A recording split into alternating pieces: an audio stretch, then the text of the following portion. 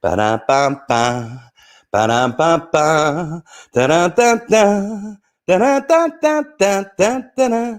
There, my theme music for the day. Hello, Jeff Kravitz, 420 Live. Welcome. It is Wednesday, Hump Day, August 19th.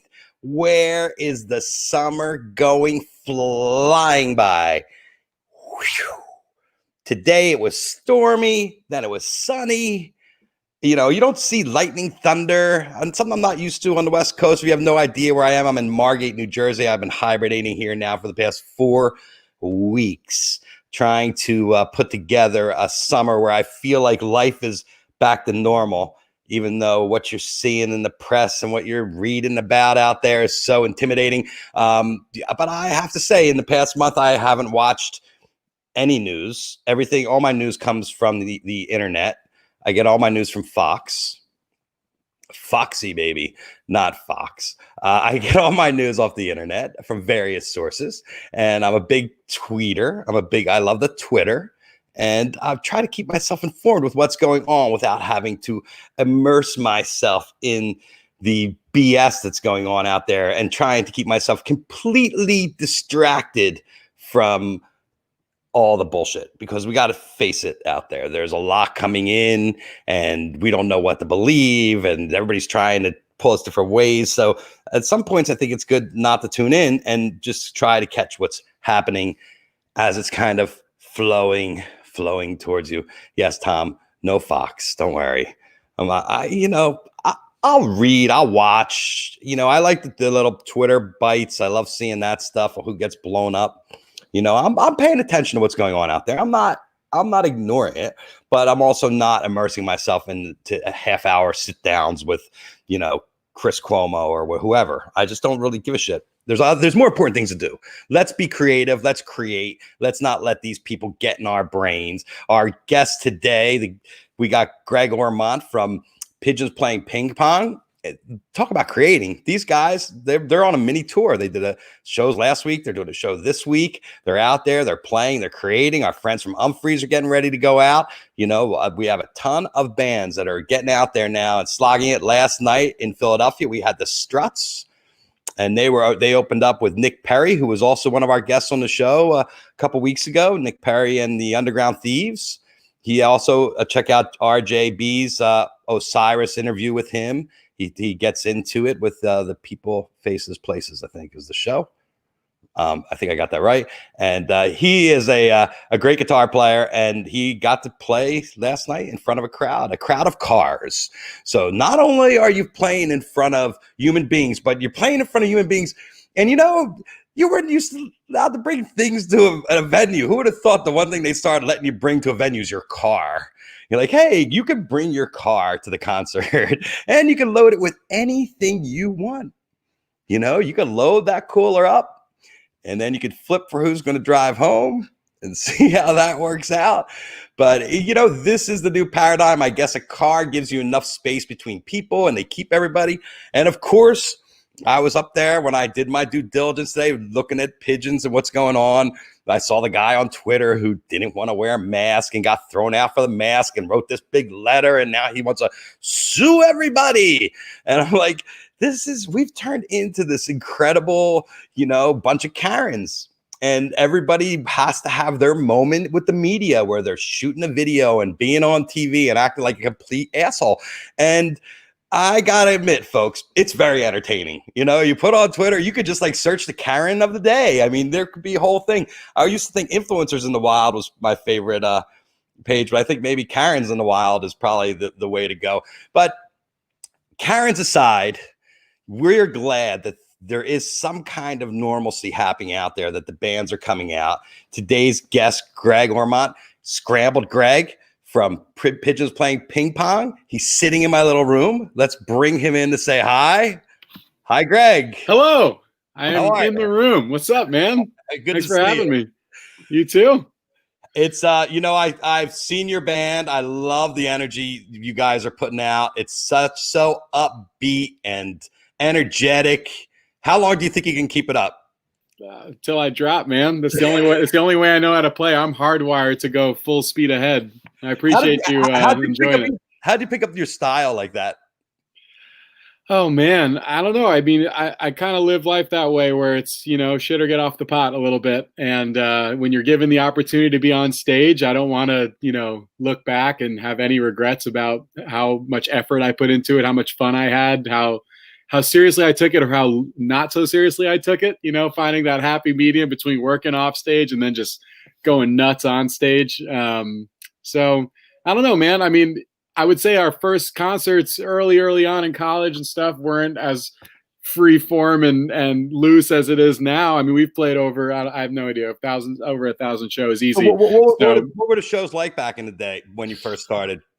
um, What was your music? I guess you're doing cover songs a lot, or did you always start with originals? the beginning of the band was just a duo between me and the guitarist Jeremy, and we were just fooling around in the dorm room a lot playing songs. We met on the first day of college and just started jamming, and eventually started playing some open mic nights. And it used to be called the Jeremy Schoen Experience.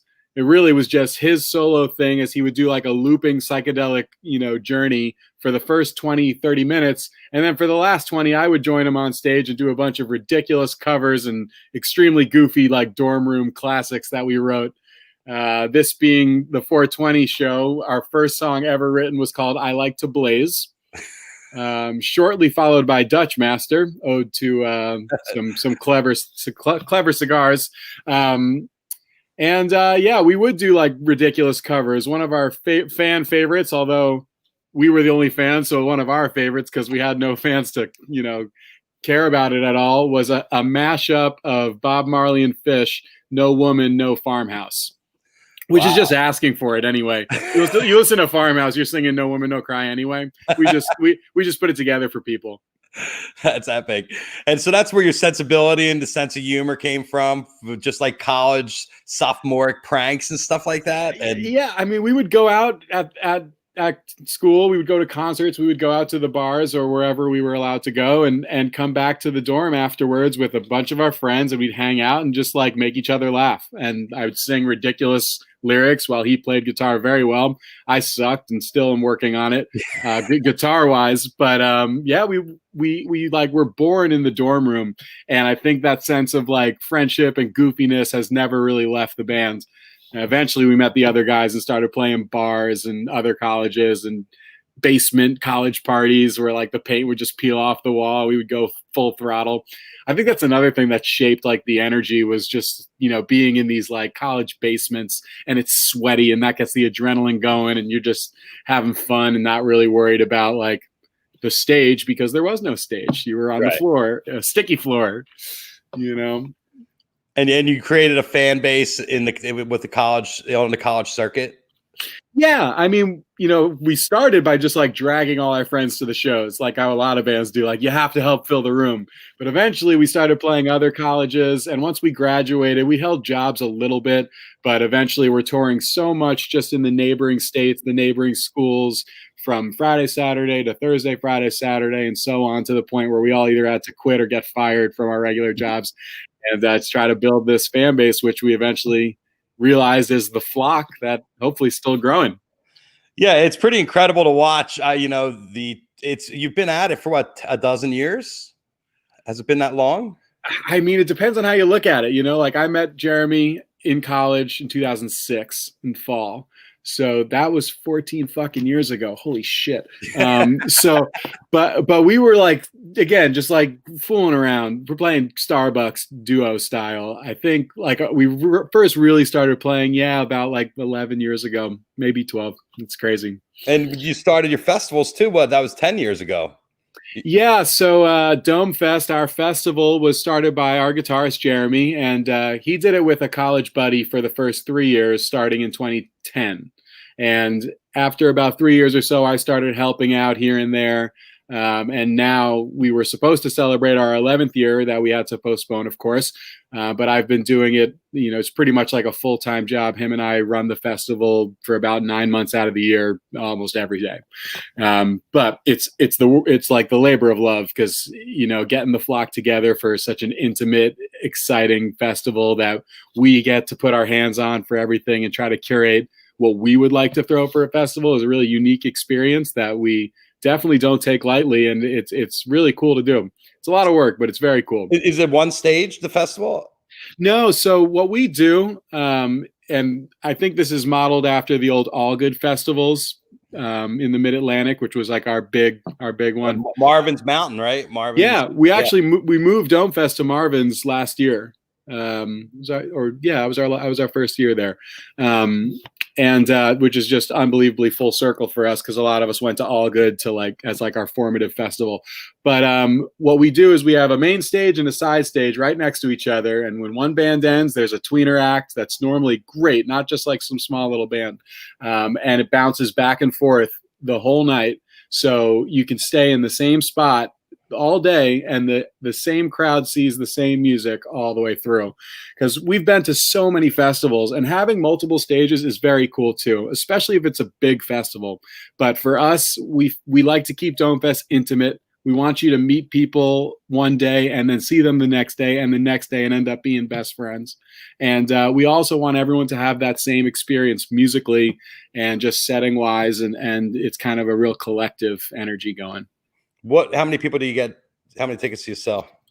We capped it this year, even though we moved to Marvin's, which could hold like 30,000 people if we wanted. We still capped it at 2,500 because exactly, because there's so many festivals out there, and our thing is that it's intimate. It's a relationship builder, and you get to see bands that you might not have heard of on every single festival lineup. So one of the secret joys that Jeremy likes, because he books the talent and books the bands, is finding a few bands for sure that most people have not heard of, especially our fans, because the flock makes up the majority of the festival, if not all of it. So they're here to see the band, but we also bring all of the friends that we love who are touring and trying to make it, and then a few diamonds in the rough that maybe the first time you see them is at Dome Fest. And that's almost one of the things that hurt the most about having to postpone this year, is not being able to show our fans those bands that we were so excited to have to be holy shit, who is Yam Yam? Or who is, all these other bands we have lined up. Doing the virtual festival, they're doing Inside Lands now, which is going to have live performances and stuff like that. So we did do that. So after we had to, our hand was pushed, we had to do the right thing and stay safe and postpone the festival. We immediately started planning Home Fest instead of Dome Fest, and did a virtual festival in June, which had that band Yam Yam and 14 other Dome Fest alumni, and some that were going to be on the bill this year, mostly on the bill this year. And another thing we were able to do with that is invite our Australian brothers, Sex on Toast, an amazing, ridiculous band who we've been trying to link up with, but we're very far away from each other. We invited them to do Home Fest so we could show our fans this amazing band, or at least the lead singer did a set.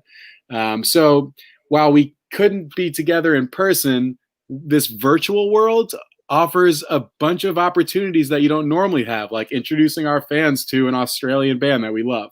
So there's give and take and everything, and we're trying to find those opportunities and the positive in all this for sure.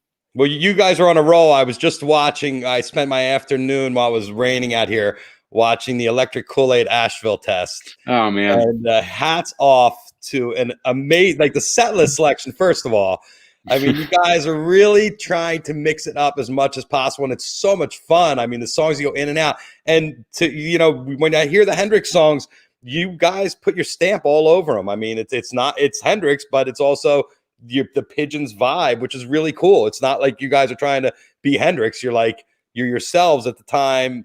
You're channeling these musicians, and the payoff is great. How did that come about? What was the planning like for that? Thank you so much, man. Great. I mean, Electric Kool-Aid Asheville test. I was like, what the hell is this? That was huge. That was very much part of it. And thanks for watching it, dude. That was the biggest. We've done a lot of themes for Halloween and New Year's for years now. And that was our biggest experiential foray that we've ever tried to pull off. And I think it went pretty smoothly. We had extra guests, and the Grateful Dead Bears were on stage dancing at one point, and there was all sorts of crazy stuff going on. But with the theme, it almost actually starts with the name.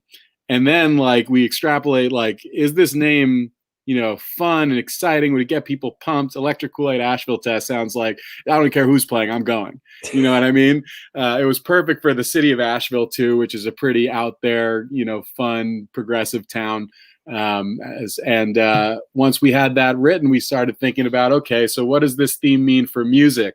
And we obviously could, write or work in songs from that era of the Electric Kool-Aid Acid Test, that 60s kind of music. But what else could we do? And we started thinking beyond just the era, and we're like, okay, the word electric. So at one point we do an electric slide mashup with Electric Avenue. And I think one thing that still has gone over like all of our fans' heads is at midnight, we brought up the opening band Talk, who's amazing. You probably have seen them. Fantastic. We know them for years. And we had the entire band come up, and we played a whole slew of Kool and the Gang songs for the Kool-Aid portion of the theme. Right. So you didn't get it. No one got it. But who cares? I definitely heard. I mean, as far as like the first music after midnight, it's a hell of a way to kick off the year. At the time, it seemed like 2020 was going to be great. That's kind of why I brought it up. Because we're ending the year on such a high note. I mean, the place was packed. I mean, how many people? That was more than 2,500 people. Yeah, that was our biggest show at the time. About 3,500 people. We were at the arena in Asheville, which is just crazy to think about too. We were so. Like our agents were telling us that they think we could do it. We're like, are you sure? I mean, the fans have been great. We're so blessed to have an amazing rabid fan base who does travel, who do like to see the big theme shows and just trust that we're going to put on a good time. But that was a really big place to fill, and it looked awesome. And like I said, we had all sorts of other stuff going on. Like during one of the set breaks, we had like a kind of like an acid test graduation happening. We invited some of the original Merry Pranksters to join us in on the fun, and they were graduating like Dancing Bears and Kool-Aid Men, and some of the members of Talk got a diploma. I have a diploma, actually, like I have it like right here. Yep. So I have my diploma from the Asheville test. That makes like no sense in the most perfect way. Void if void. Void if void. Really good stuff. That was a trip, man. That was I'm really proud of that one, and I appreciate you saying that we put our spin on stuff. Whenever we do covers, we never try to like just play the song. We like if we're playing a cover in practice and it just sounds like the song, we don't take it live. We always try to find our way to put a spin on it, like our own spin, and give it some new life. And I think that's what it's all about. It's about, not just playing a good song, because that's shooting fish in a barrel. Everyone likes this song, great, but try to put a classic song with your spin on it is the challenge. And it's an exciting challenge, and it makes us better musicians without a doubt, learning all that material. Of course. And then you get in all these different genres, and it also infuses your songwriting. So you rolled out, let's do the math. You rolled out a New Year's high as hell on that show, probably not. Oh yeah. And then you put the new record out 3 weeks later. Things are looking great. Smooth sailing. You hit the road. Were you doing some shows? Oh yeah. Well, we were fortunate. We had a 25-date tour, and we got through 22 of them, and then that led us to like March 11th. Right. And we had 3 shows left, big fucking shows too. Like we were looking forward to these shows since we booked them like for like a year. We were, the tour ender at the Tabernacle in Atlanta for the first time, with a venue we've been trying to play this entire time. We'll get back there. But big shows, because we went all the way to California and back. And, we started in Baltimore. And I saw you at the Troubadour, I think. Yeah, that was that tour. Yeah. Yeah, Troubadour's awesome. Small place, but so historic. And you might be gone. I know. So we are obviously huge supporters of NIVA, the National Independent Venue Association. There's also I think it's NIDO, which is for the talent organizers, promoters and stuff. Like, it's so important to support, and we've been posting it on our pages. And I think one like light bulb that went off for me, there was 2. There's the 8x10 in Baltimore, which is like our original stomping grounds. It's where we first started doing themes. It was our first New Year's show. I mean, we started on Wednesday nights, first to 3, and eventually started like selling them out over the weekends and stuff. And it means so much to Baltimore. And we were worried about them. I'm still worried about them. And then I started hearing like even the Troubadour might close. And I'm like, what? Because anyone's been to the Troubadour, you look around and there's all these photos of who's played there.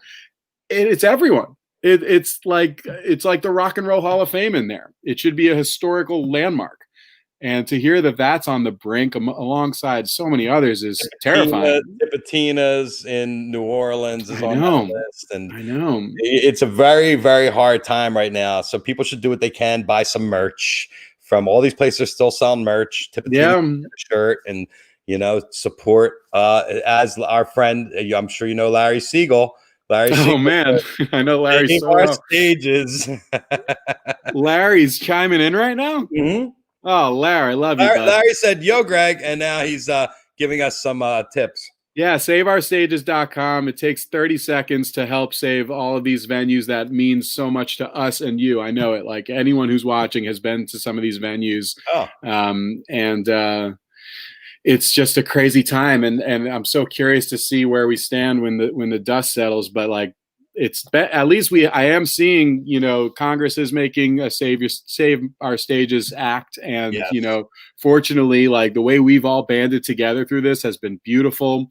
And it's actually might kind of promote some change that could help keep us afloat. So that's nice to see, because you see a lot of these, like it'll take 60 seconds to make change and then you never see anything. But I was stoked to see that act come up. I mean, so stoked. And there's a lot of good things happen. Okay, so the album comes out 22 or 25 days booked, and then 3 days off the road. And you probably thought like me, this is going to last a month, and then we'll all be back at it.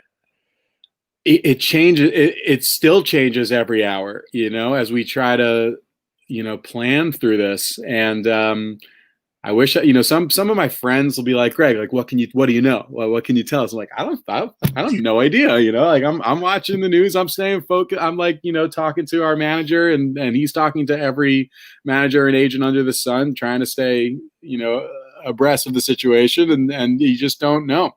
But I have high hopes, and the band at least is using this time to write music. And we threw our digital festival, and we just started doing these drive-in shows, which is a nice, safe loophole to keep that energy flowing out. Because 5 months off is what it was between shows for us, and that was way too long. It's so just you did a show with just you guys online in between those times. But didn't you do a live feed show or something like that, or no? Yeah, so we've been part of a few different streams, most of which was from a company our manager started live from out there, where it's like a weekly virtual festival lineups.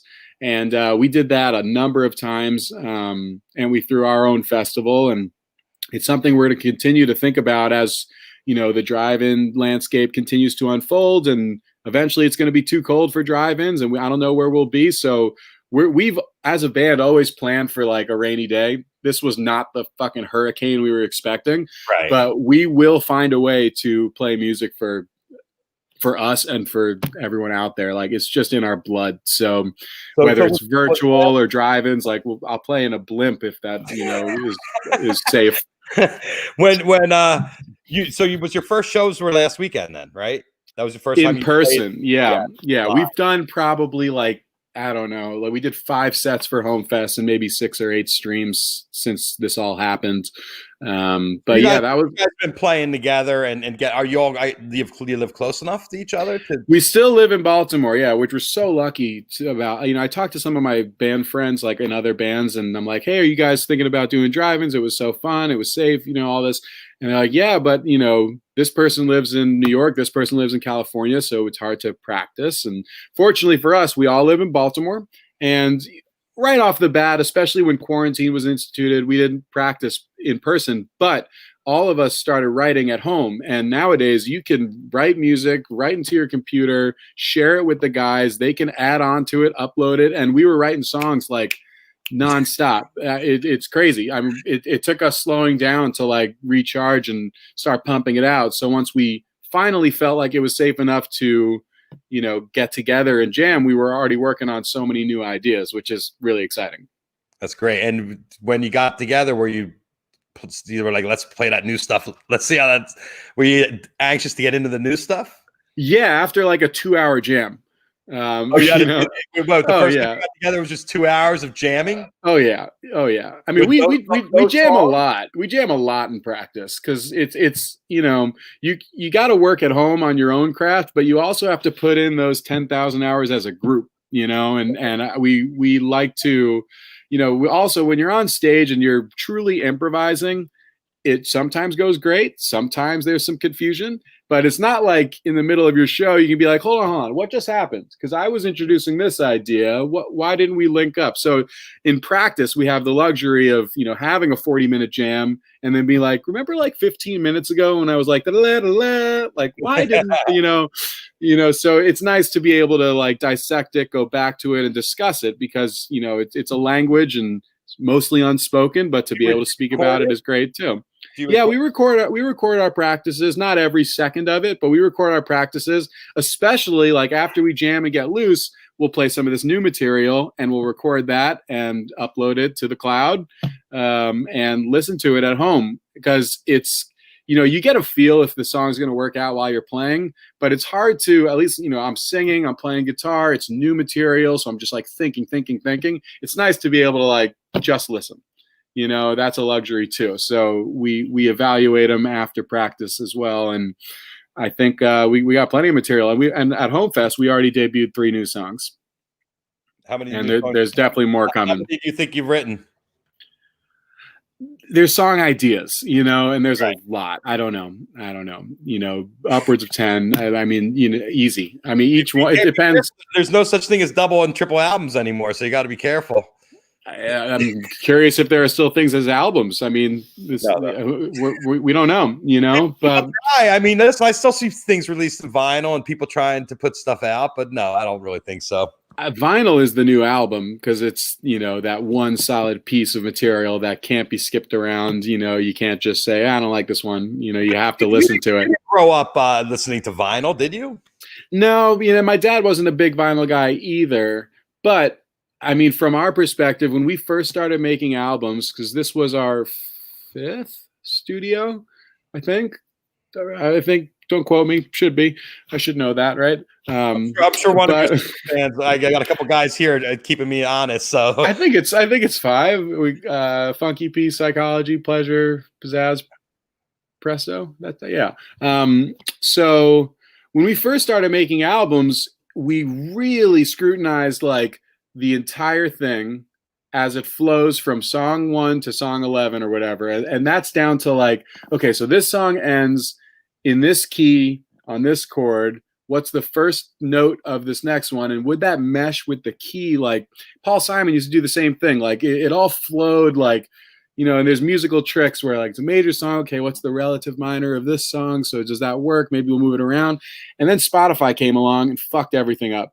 And like we still make sure the album flows. Don't get me wrong, but it has changed so much because people just listen to the songs they like. And we still do scrutinize and try to make sure it flows. Don't get me wrong, but it has become way less important than it used to be, even for us. And we've only been doing this for 10 years. Right. But I think albums will hang around, but a single could be just as powerful sometimes. Some of your jams are over 20 minutes long. If you put them on vinyl, you wouldn't even have enough vinyl on the one side of the record. There's that too. That's definitely part of it. I mean, God bless CDs because I was so tired of listening to 40 minutes of music at a time. As soon as it was up to 70 and then eventually 80 minutes on the CD, I was like, yes. That made the bands have to work and fill it with stuff that you wanted to listen to. I mean, but I grew up with vinyl and it was such a pain in the ass. Yeah. Now the way you have access to everything is absolutely incredible. So yeah, you got the new album, you have the tour, we're at the drive-ins. What was it like when you walked out on stage for that first time? It was really interesting. I had an amazing time. It was just like a huge release of energy. The crowd was awesome, but it was kind of like a festival setup, but a festival of cars. I could see people, but it's just unique. I mean, Every day you walk out, your carpet's white and then it's black. The easiest thing for you to pick out when you're looking out there are the cars because it's the biggest thing you're looking at, right? Well, actually, our first one, there was a big behind all the cars or on the side were some like concessions, and there was this big French fry stand lit up. And that's what gave it like a real festival vibe for me too, because it's like the big vendor. I gave him a shout out. Didn't get any free fries from it, but I was like, this one's for the French fry booth. I was just so excited to be playing for anyone. I knew there were people in the French fry booth. I couldn't see them, but I was playing for the potatoes. I was playing for the crowd. And it was really cool.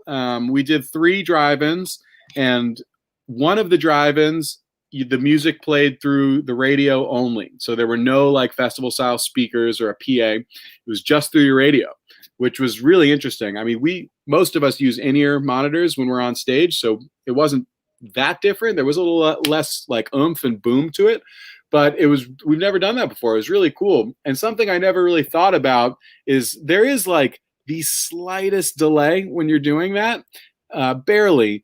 But our lighting guy, like for us, we just played, but our lighting guy, who's a total monster, big Fish fan, and just like a total, genius unto his own right. Manny Newman, he knew that he had to be listening to the radio feed because that's what everyone else is listening to. He can't listen to our feed because if he was, the lights would be more obvious to be like a hair late than like a stroke of the guitar with my physical hand. So he was doing lights to the barely behind radio feed to help, to have an experience. It was on radio that it was a second behind? Not a second, but like a fraction of a second. And he's such a perfectionist that he's like, if I do like a strobe light on your guys' music versus the barely behind radio feed, it'll be really obvious. So he was running off the FM radio audio.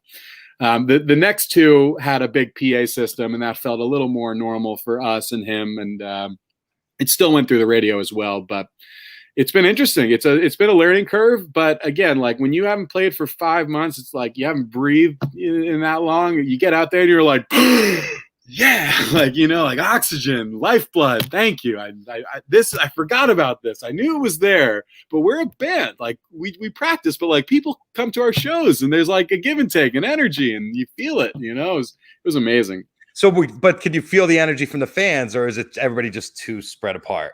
Yeah, no, we could. I mean, it was different. It wasn't like we were playing the Troubadour sold out and it's just like and everybody's packing sardines. Like that's a different vibe too. But like. Yeah, we absolutely felt them because we knew they were there and I could see them. They were a little farther than usual, but like some people were like standing on their van hula hooping with an LED hula hoop in the distance. As long as they're doing it safely, I'm not sure I condone it, but it was cool. But yeah, I absolutely felt them, and after our first, I think it was the first show or second show, when we finished the second set, everyone was honking. Instead of cheering. So we came out for what my wife made me realize it was a encore. A encore? Yeah. An encore from honking. I like it. That was our first ever encore. Hopefully not the last.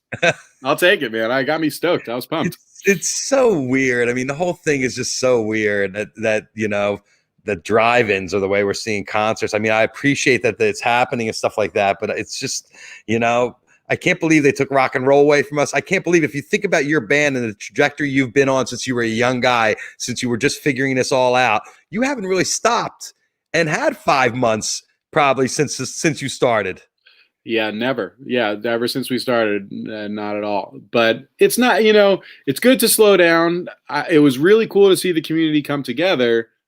But enough is enough. I think we're like, that was great. Let's get back to, playing shows. And I remember when the first drive-in tour was announced, or I think our manager was saying that someone was considering, and I was like, oh, that actually could work. That's never would have thought of that, but that's maybe we should do that. And sure enough, a couple months later, and then again on Friday. So hopefully we can keep it going. And it really is kind of like, I think this can continue and sustain for a long time as long as everyone is safe in the crowd. That's the thing. Like, if the fans are smart and they're, wearing masks on the way to the bathroom and, following the venue guidelines, we can continue to do this. If there's too many jabronis in the crowd getting a little too close for comfort, that's what it's, I want to play. I want to play more than anything in the world, but I don't want to spread disease. that you gotta have the public safety in mind. So it's really up to the fans to keep this amazing thing going. Well, it's funny. Smash Mouth and what did I read? All those bands down there in South Dakota last week I didn't know. really care about. They really didn't. They really did not. That was not an all-star move on Smash Mouth's behalf. You're not an all-star. Hey now. Yeah. Yeah. Hey now, you're a moron.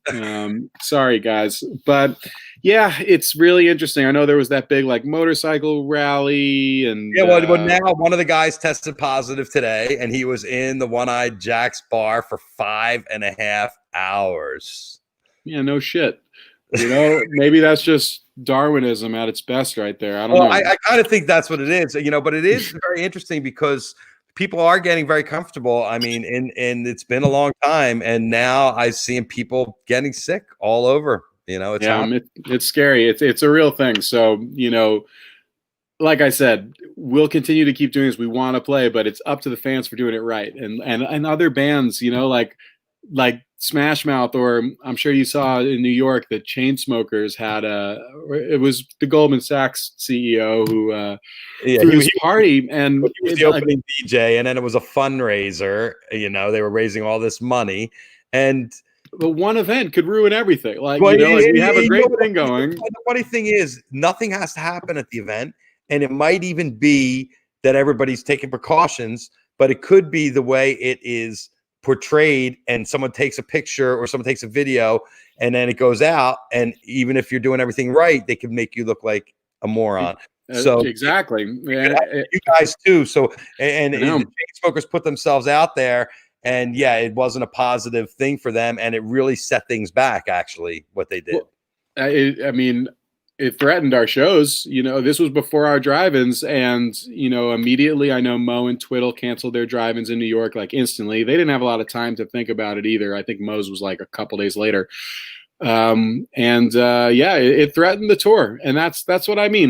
Like, everyone has to be in this the right way, and I have faith that we can do it. But it's one band or one group of fans, one picture that it could all crumble down, and I really don't want that to happen. And from our perspective, like I was talking, I always want to be the source of positive energy and excitement. And I had to work within that during our drive-ins, like, hey, by the way, wear your mask. We want to keep doing this. And it was an interesting balance for me to have to like be the fun, relief of stress, and also be like, also wear your mask and, be safe, because we want to keep doing this and we don't want anyone to get hurt. It's an interesting time to have a microphone. I can tell you that, but I think we did it well. And because our band is about spreading that positive energy, and it was an incredibly positive weekend, and I'm so stoked to do it in Philly. And I know Live Nation is going to run it like near perfectly. I have so much faith that they're going to have everyone appropriately spaced and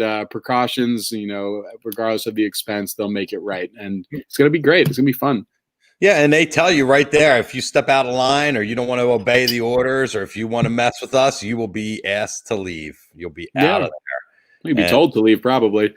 Yeah. I would do what they say. They're not known to mess around, but I think that our fans are smart, and they'll know that, like, we can have a fun time without doing every single thing we used to do, but still have an amazing time, do it safely, and just let it rip. Like, it's a rager still. Like you said, I could feel the energy for sure.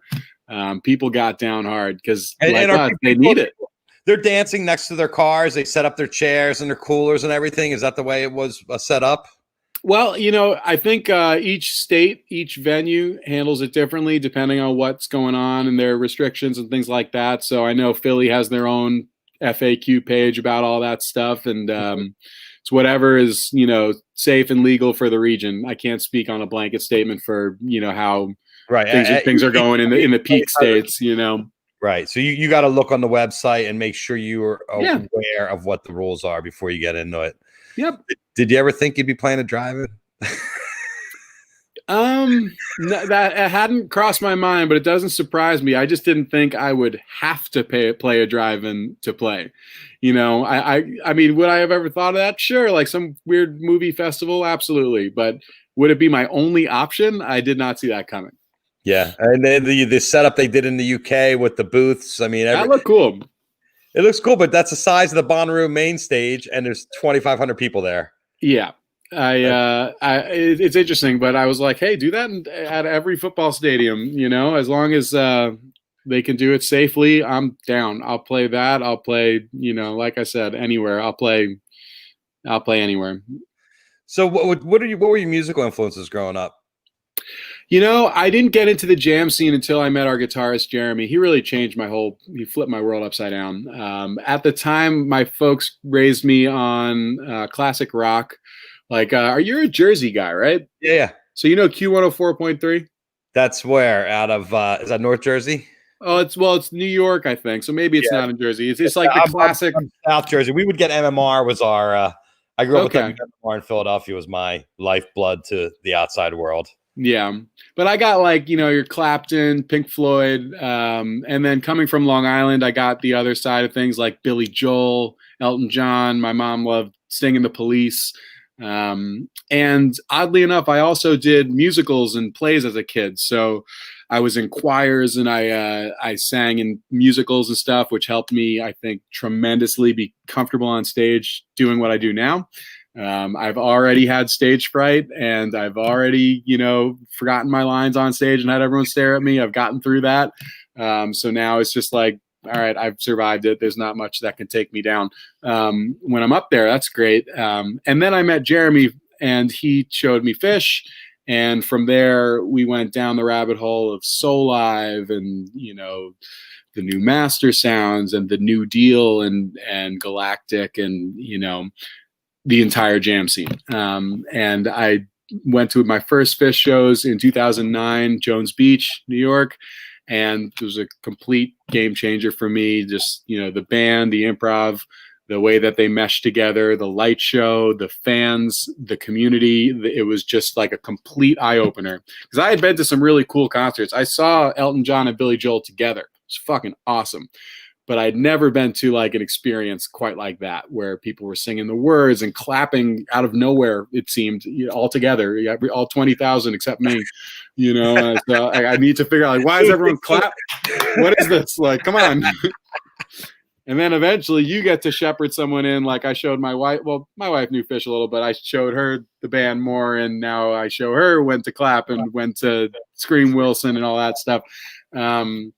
So just the culture of it, the lot scene, like I just ate it all up. And after that, I mean, I saw Fish 10 times that summer. I saw them as much as I could, and until we started playing too much where I couldn't see them as much as I would have liked. So I never caught them on Halloween, which is my birthday. I always said I would do Halloween Vegas whenever they did it, and I couldn't. I was playing. Didn't you play Halloween Vegas after? Was there an after show, or wait, you opened up for Mo in Vegas once? And we opened for Mo in, I think it was like February or something like that, March. It was awesome. It was very fun. We made it, right? It was it last year or something? I think so. I'm a very bad band historian. I just remember seeing you open up for Mo. I could have thought it was Halloween when Fish was playing Halloween, but maybe no, I would remember. But I did see them on New Year's a lot, and before we started playing New Year's every year, and they also kind of inspired us to like go big, you know, and have like a spectacle happening. And that's like this past New Year's for the Electric Kool-Aid Asheville test, as we got down to midnight, and we always play musically. We don't just stop and count. We like play in time down to the real clock of the world clock of zero. It's a whole thing.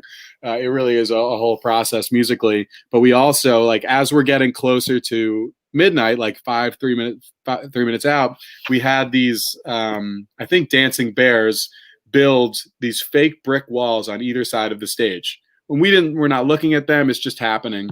And as we finally count down to midnight, down to zero, boom, out comes two Kool-Aid Man through the brick wall like the old commercials and just start dancing during New Year's. And we had the Merry Pranksters come out with like a glowing Chinese dragon through the crowd and stuff. It was pretty 360, a lot of pandemonium going on. And then we kick into Kool and the Gang, which no one realized. It was just wild. And that, you know, I think Fish had a big part in teaching us that, like, the epicness of New Year's and making a spectacle and more than the music, to connect the fans. And also how to connect with an audience and how to play 2 sets and how to keep it open and do a different show every night. And three sets on New Year's, typically. Yeah. And they also taught us, like, it's not just looking at the bands, especially for these crazy shows, these themed ones, it could come from behind you. It's a 360-degree scenario. You have to be on your toes, and like I said, we had, a Chinese dragon going through the crowd. You could just turn around and boom, there's some of the concerts behind you. I think it was maybe the day before we played a smaller club called the Orange Peel, which was like an intimate, crazy that it's intimate now, because we used to like headline that and hope to fill it, and now it's like it's a famous Asheville venue, right? Yeah. It's like just under 1,000 people, and the day before New Year's is our sound guy's birthday, and he used to play trumpet. So while we're playing on the 30th, we, in the middle of the song, kick it to a solo from our sound guy who's behind the crowd running sound, and he gets up on a chair, hits him with a light, and takes a trumpet solo. So now the person who had the worst seats in the house turns around and has the best seats in the house. Which was great. And that's the kind of thing we, I think that was what spawned Fish to take their hot dog across the garden to give that guy in the worst seat the best seat for like 10 seconds. And then, they're a very innovative band, and we've taken some tips from them, but also we're trying to do our own thing, and we're trying to create our space in this world, and you just have fun with it. That's been like the number one thing. The jam band format, the 2 sets, open-ended, different set list every night, and free form playing where anything can happen. This is a good thing. We all love it, and it's why we're all involved in this music, because it brings us so much joy, and there's such a sense of adventure to it. Because you really don't know what's going to happen. It's not going to be the same thing that you would see every night at a U2 show or something like that. Yeah. So, and that would drive me crazy. I respect them, but I have no idea how bands play the same set every night or close to it. It's just right here, Greg. Right here. Yeah. Money. Yeah. It's all money. I mean, it comes down to doing a show. And when you're a radio band and when you're a pop band, it's a different sensibility. Yeah. You don't know how to do what you guys do. They also have everything like set up to a T, where like they're, at 13 minutes and 14 seconds into the show, we hit the pyro, and that's like right on this downbeat, and it's effective. So they build a show and they tour it, and I understand that. Well, Chris, it's just probably boring. Chris Corona worked with Justin Bieber, and he worked with Ariana Grande, but his job was setting up the show, and once the show started, it was one button, and then the show starts, and everything's the click track, and that's the way it works. So the innovativeness really isn't in it for the guys, but you know what? They all take the check and they all do it, and they sell millions of tickets with these kind of shows, where the jam band is kind of people that are passionate music lovers that want to be challenged when they go to a show. And you guys step up to that challenge, which is great. Oh, thanks, man. And not to take away from anyone who does that. I mean, in order to play a perfect show like that, you have to be a phenomenal musician. You have to put in the work. You have to rehearse the set perfectly, and then do it a bunch around it makes sense. It's just not what we love, and it's not what we're usually into. And it's more exciting, I think, for the musicians when you don't know what's coming next. Like just at this drive-in the other day, we have a few, surprises every night planned, new covers or new, material. But even just the other day, we were jamming in one of our original songs that we've played a bunch, and one of us played a little nod to a tease that I played something, and our guitarist heard it and was like, "Oh man!" And like he started musically showing me what he heard, and I'm like, "Oh wow, I didn't even think of that." And we played the theme song from the movie Chariots of Fire. That dun, dun, dun, dun, dun, dun, which is great. We're at a drive-in, and I was like, "Oh, I wasn't intending to suggest that, but yeah, let's go with it." And sure enough, I mean, we never played that song in this key, but like, we've practiced enough to know what to do, and know the music theory enough to just make it happen as best we can on the fly. But that was like, oh shit, like just like the crowd's like, are they playing? I'm like, is he playing? Okay, let's do it. Like I'm right there with them. I'm watching the show. I just have a better spot. you're following along. All right, we have a couple comments here. Phil Fernandez wanted to hear about Pigeons. Oh man, do you know about that? No. What he's referring to? So We But played yes. Well, we played Red Rocks recently, and we co-headlined with Twiddle, who we've been playing with for years. And there was also another great band called the Kitchen Dwellers who opened. And to make it extra exciting for our fans, because playing Red Rocks is a big deal, and Twiddle's doing great, and we're doing all right, and but it's still a lot of seats to fill, and it's 9,000 a night. I know. And we similar to like New Year's Eve and Halloween, we wanted to make this extra special because it was extra special to us. This is like a humongous honor. We had opened for like Mo there before, but to be a co-headliner is a really big deal, and we wanted to do it right. So in advance, we talked to Twiddle, and we decided to do a Twidgen set, and we actually invited that opening band, and we did a Twidgen Dwellers set, where members of all three bands were jamming each other's songs, I think some covers. And then at the end of the night for encore, the Twidgens, the Twiddle Pigeons band that we created, the super group, played. We invited a Denver choir, about a 20-piece choir, to join us for Bohemian Rhapsody, which was crazy. Nighttime Red Rocks, closing out the night with 20 people singing behind you. It was just really special, and I think we pulled it off. We got to rehearse once the day before the night, or 2 days before, and it was awesome. That choir was great. When we were rehearsing and they started singing Bohemian, I got goosebumps. My hair was on end. It was just like, is this real life? Like, are we really doing this? We're doing this at Red Rocks? Let's go. That's a good idea. Let's keep doing this. And I think we pulled it off. That's amazing. Well, how did you come up with the name? Oh, it was better than Piddle or Pidgetal. It's just one of those, you merge the names. That Twidgen Dwellers. No, I'm talking about your name, the Pigeons Playing Ping Pong. Oh, yeah. Well, I like to joke and say like all the other band names were taken, so that's the only one that was left. And no one took that one. I can tell you that. Because Humphreys McGee gets a lot of shit for having a really pretty crappy band name. Well, it's worked for them. You know what? It has. But it doesn't matter. It was really hard. Everybody was like, "What? Huh?" It's tough to have a band name you can't spell, and people can't spell pigeon. I've learned. We've had some really funny marquees when we roll up, or especially early on. But it's a fun name. I think like early on when you're at a festival with multiple stages and you have some downtime and you're looking at your options, it's gonna grab your eye. But similar to like Humphreys, they had issues, especially early on. When our guitarist used to book us, he would call these college venues or bars and be like, "Hi, I'm with Pigeons Playing Ping Pong," and they're like, "Okay, let me connect you with our special events coordinator," because they thought we were bringing like a bunch of birds to actually play ping pong as like a novelty act. Like, no, we're a funk band. Like, we sell tickets. Slow down. I love the name. I love the name, and it's led us to the Flock and all this other like kind of like we have our own language, our own vocabulary, and PPPP.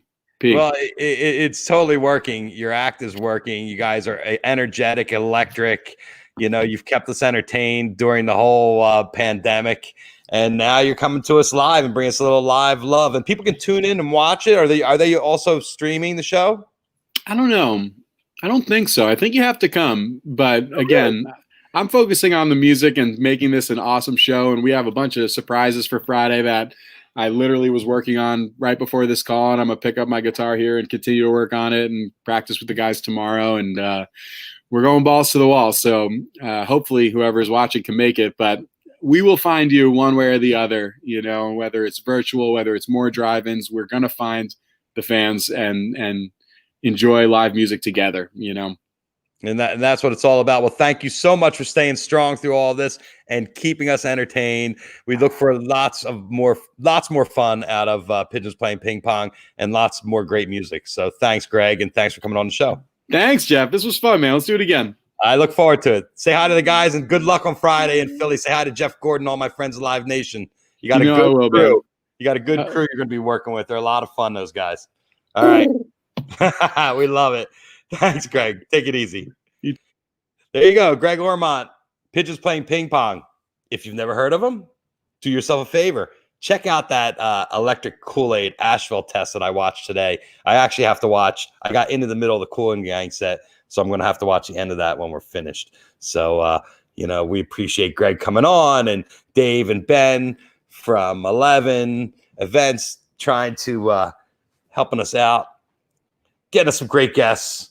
And, let's talk about some things here. Some notes. Headcount.org. You should all be registered to vote. It's very important. We have an incredibly important election. I'm up against the Democratic convention right now, but I'm not afraid. I'm not afraid of Obama. I'm sure people are turning off to go see Obama, but talk to him, listen to what people have to say. Get out there and make sure you're registered to vote, and make sure that you know what the issues are about. And, as everybody knows, I have a candy bar. It's a CBD bar. I'm going to send Greg one because I'm sure he'd love it. It's absolutely delicious. I was eating a piece during the show. There are, this is half the bar because I ate the other half.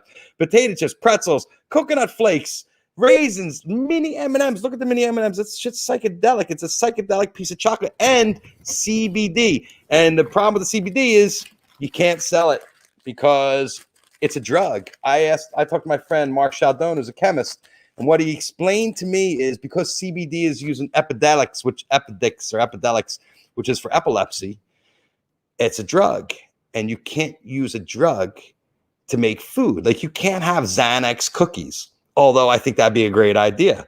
Or maybe like a chocolate bar made with Viagra, which I'm sure a lot of people would enjoy. You can't have these things because that's not the way it works. So they have to reclassify it. And DJ, as soon as you open that bar in front of Cousin Bob, I knew you were never going to see it again. That's why I kept it wrapped up. I should have told you to put it in your bag and take it home, because when Cousin Bob sees the chocolate, roof, gone. Anyway, if you want the chocolate bar Ashers, you spend $75, use the 420 Live code, you get 20% off your order, and you get the CBD bar. Like I said, you cannot order them, but I'm going to talk to Asher. We're going to have to release a version of this without the CBD so people can just buy the bar. Maybe we'll be selling them in the 420 Live merch shop, Oh, and my friends at Solo Pipe Venice also send Greg a solo pipe. They're a lot of fun. My friends have been getting a hold of them, and they love them. So everybody out there, tomorrow we have Dan Matthews from PETA, not Pita the bread, PITA, PETA, People for the Ethical Treatment of Animals. Dan is the senior vice president. He's been arrested. He's been on the show before, but now he's got a book out. We are going to talk about his new book. It's about him living with a schizophrenic mother and renovating his house. I mean, Dan's a crack up. He's got great stories, and he's a really, really good friend of mine, and his heart is in the right place. He cares about the little animals that can't talk for themselves. So everybody out there, peace, love, happiness to everyone out there. Here's a hug. Oh, for all of you, I wish I can't wait to give you all a hug in person. We can take the masks off and do our thing.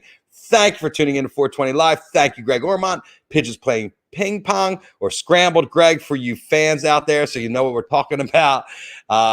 Thanks for tuning in.